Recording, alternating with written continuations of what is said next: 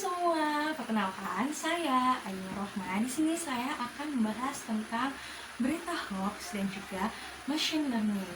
Nah, pasti pada kepo kan? Mari kita mulai membahas berita hoax dan juga machine learning. Info mencatat hingga tanggal 8 Agustus 2020 sudah ada sebanyak 1028 hoax mengenai COVID-19 yang menyebar di Indonesia. Selain itu, Kominfo pernah mencatat ada sekitar 800.000 situs penyebar hoax yang ada di Indonesia. Nah, kita pasti sering banget ngedengerin berita hoax, entah itu berita hoax atau foto video hoax gitu. Terus suka denger kan teman-teman ngomong-ngomong hoax. Hoax itu apa sih sebenarnya? Nah, menurut Kamus Besar Bahasa Indonesia, hoax adalah informasi bohong atau tidak bersumber, sehingga hoax itu penuh dengan kebohongan dan juga kepalsuan. Nah, dari hoax ada yang namanya berita hoax atau berita palsu.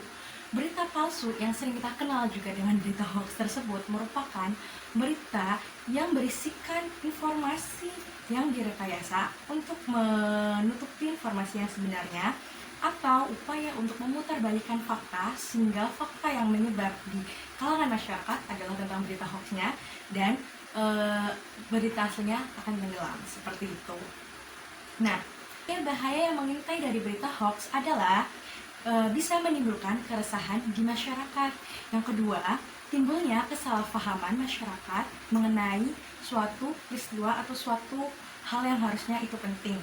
Yang ketiga, informasi salah yang menyebar, dan bisa juga masyarakat sudah tidak percaya lagi akan berita yang asli. Mereka akan lebih percaya terhadap berita hoax.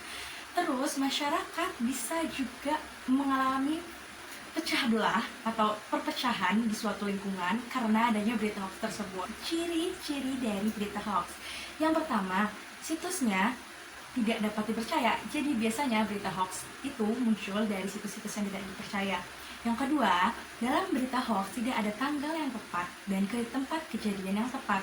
Yang ketiga, berita hoax biasanya akan lebih menekankan isu sara yang ditonjolkan. Terus, banyak konten yang aneh dan lugas juga bisa menyudutkan pihak-pihak tertentu saja. Yang kelima, beritanya tidak imbang. Antara fakta dan opini itu bisa saja tidak berimbang.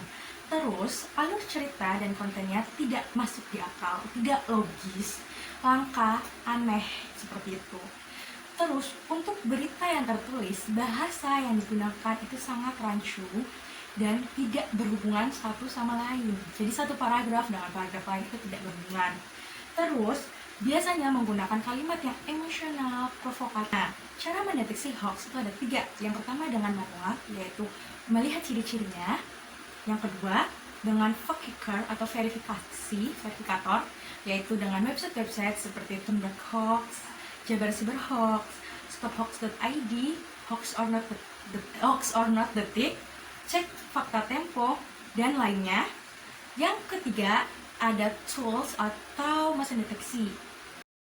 Nah, pada beberapa cara mendeteksi hoax tersebut, kita juga punya salah satu cara yang menggabungkan machine learning untuk membantu membuat mendeteksi berita hoax. Nah, bagaimana cara mendeteksinya?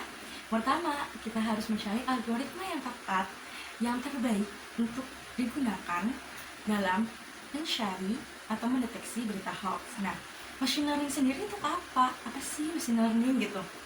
Machine learning adalah salah satu cabang dari kecerdasan buatan, di mana machine learning sendiri adalah alat yang dilatih untuk belajar dari pengalaman masa lalu. Pengalaman masa lalu ini dikembangkan melalui data-data yang dikumpulkan, kemudian menggabungkan data-data tersebut dengan algoritma seperti Navis Bayes, SVM, KNN, dan sebagainya untuk memberikan suatu hasil akhir, yaitu informasi yang diinginkan, seperti itu. Nah, bagian apa sih dalam machine learning yang bisa kita pakai untuk mendeteksi berita hoax gitu, atau untuk pengaruh berhubungan dengan berita hoax tersebut. Nah, dalam machine learning, salah satu modelnya ada yang namanya model supervised learning atau prediksi model. Nah, model ini biasanya digunakan untuk memprediksi hasil yang masa depan dari histori dari perkumpulan data-data historis atau data-data yang masa lalu. Nah, biasanya model ini sudah ada instruksi awal sehingga bisa dipelajari sendiri oleh si machine learning-nya, kemudian akan dihasilkan informasinya. Ini merupakan beberapa contoh jurnal yang menggunakan machine learning dalam mendeteksi berita hoax.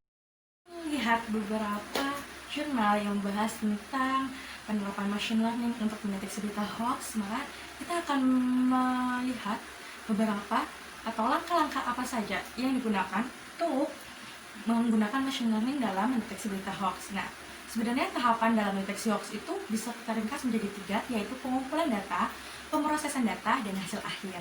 Nah, pada pengumpulan data, ada beberapa langkah yang harus dilakukan, yaitu yang pertama adalah web crawling, yang kedua identifikasi berita, yang ketiga kita akan menemukan dataset. Yang pertama dulu, apa itu web crawling? Web crawling adalah proses di mana mesin pencari mengirimkan tim robot untuk menemukan sebuah konten-konten. Jadi di sini tuh semuanya akan mendapatkan mencari berita-berita mana dan mencari semua berita yang hampir mirip dengan beritanya. Yang kedua, identifikasi berita. Nah, dalam identifikasi berita inilah akan digunakan pelabelan di mana berita yang termasuk histori itu atau berita masa lalu itu, apakah dia termasuk berita hoax atau berita non hoax atau berita asli gitu ya. Nah, setelah itu baru akan didapatkan suatu dataset yang bisa kita olah untuk diproses lebih lanjut kepada pemrosesan data. Nah, yang kedua, ada yang namanya pemrosesan data. Nah, pada tahap pemrosesan data ini dibagi 2 tahap lagi, yaitu pra-proses dan juga bagian prosesnya. Nah, pada bagian pra-proses dibagi menjadi 4. Yang pertama ada cache folding, yang kedua tokenasi, yang ketiga stop word removal, dan yang terakhir ada straightening. Oke, kita bahas satu-satu ya. Yang pertama ada cache folding. Cache folding yaitu mengubah semua huruf besar atau huruf kapital menjadi huruf kecil. Jadi semua yang dari A sampai Z yang merupakan huruf kapital atau huruf besar akan diubah menjadi huruf kecil. Nah, selain itu kita akan lanjut pada tokenasi. Tokenasi ini yaitu memotong kalimat menjadi beberapa bagian kata sekaligus membuang karakter tertentu seperti tanda baca, spasi. Jadi memotong kalimat menjadi beberapa bagian. Seperti saya membaca buku. Pada tokenasi itu akan dibagi saya membaca dan buku menjadi 3 dan tidak menggunakan, dan spasinya juga akan dihilangkan, tanda titik koma akan dihilangkan. Kemudian atas ada stop word removal. Nah, pada stop word ini biasanya adalah muncul kata-kata dengan jumlah yang besar dan dianggap tidak memiliki makna, sehingga stop word removal ini disebut juga sebagai filtering, di mana tahap ini adalah mengambil kata-kata penting saja dan membuang kata-kata yang tidak penting dan menyaringnya menjadi hanya satu kata. Jadi misalnya ada kata saya beberapa, maka akan jadi satu aja seperti itu. Dan akan dijadikan sebagai list-listnya. Jadi akan ada list kata-kata yang berada di berita tersebut. Yang keempat ada streaming. Streaming adalah proses menghilangkan infleksi kata ke bentuk dasarnya. Jadi seperti membaca tadi. Nah, di dalam proses ini atau streaming ini kita akan hanya menggunakan bacanya saja, karena membaca akan diubah menjadi bentuk dasarnya saja, yaitu baca. Seperti itu. Kita akan lanjut ke bagian 2, yaitu proses. Nah, pada proses ini sebenarnya udah masuk ke dalam tahap yang udah bukan mengambil data lagi nih, tapi tahap dimana kita juga udah mulai menggunakan software machine learning-nya gitu. Nah, pada tahap proses dan proses ini sebenarnya kita bisa menggunakan bantuan software atau aplikasi di machine learning, yaitu seperti RapidMiner, WK, Kanim, terus RStudio, atau SPSS Climate, Orange, dan sebagainya. Masih banyak lagi aplikasinya seperti itu.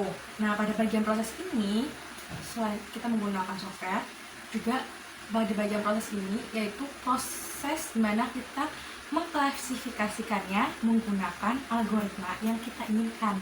Jadi dari dataset yang diperlukan sudah kita pra-processing, sehingga selanjutnya akan kita gabungkan dengan algoritmanya. Misalnya menggunakan algoritma Navier Bayes, atau menggunakan KNN, atau menggunakan Descent Tree, atau menggunakan yang lainnya, atau bisa juga kita mengkomparasi semuanya seperti itu. Kemudian setelah kita menggabungkan dengan algoritmanya pada bagian proses ini, kita bisa mendapatkan suatu hasil yang kita sebut dengan hasil verifikasi berita. Dari hasil verifikasi berita ini, kita ke tahap yang ketiga, yaitu hasil analisa data. Jadi setelah itu kita mendapatkan hasil analisa data-data yang sudah kita proses dari awal, dari tahap 1 sampai tahap ketiga. Nah, itu adalah machine learning yang kita gunakan untuk mendeteksi berita hoax. Nah, machine learning kan bisa digunakan untuk mendeteksi berita hoax.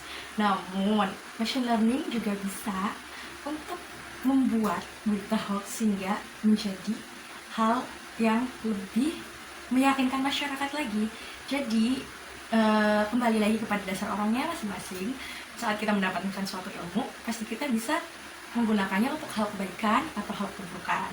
Nah, itulah hubungan dari machine learning dan juga berita hoax.